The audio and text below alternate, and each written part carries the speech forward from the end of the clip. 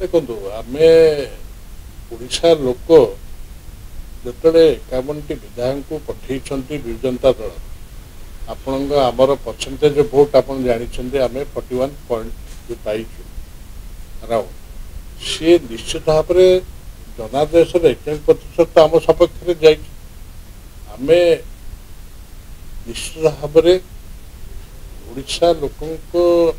सेवा ही करूँ एवं जो राजनीतिक प्रक्रिया सामिल रही जो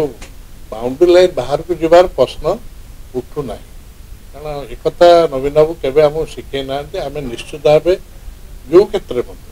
अन्याय विरुद्ध सुरक्षा करूँ और राजनैतिक आह्वान सब आउट हबार प्रश्न ओडिशा लोक आमको समर्थन देते नवीन बाबू को समर्थन देते परसेंटेज भोट हो 51टी सीट